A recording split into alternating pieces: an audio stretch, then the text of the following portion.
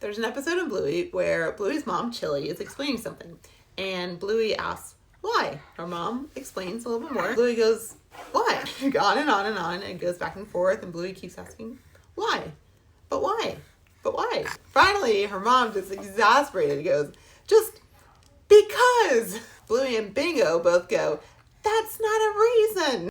Now, if you're a mom or a parent like me, you feel that in your bones. Bluey is actually tapping into a massive philosophical truth. Just because isn't a reason. If you follow a child's chain of but why long enough, you eventually hit a wall. Everything points backward to an original source. Welcome to paragraph 34 of the Catechism. For the past few days, we've been looking at proofs for God's existence through nature and the human soul. Paragraph 34 wraps it all together with a massive philosophical mic drop. The Church says that the world and the human person attest to a simple truth.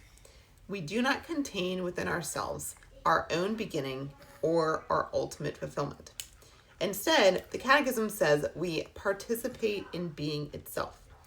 So you can think of it like a smartphone. A phone can display incredible things and perform amazing tasks, but it can't charge itself. It doesn't generate its own power. It has to be plugged into an external source to even exist. This is what it means to participate in being. You and I do not generate our own existence. We are holding a gift of life that had to be turned on by a source. So our human reason can trace backward from creation itself to a first cause, something that doesn't need to say just because it is the reason. And for the first time in the entire logical progression of the Catechism, this paragraph looks at that ultimate source and boldly gives it a name. And that name and that reality is God. The universe isn't a random accident that explained itself into existence. It's a creation plugged into a creator. See you next time for paragraph 35. And I'll tell you that for free.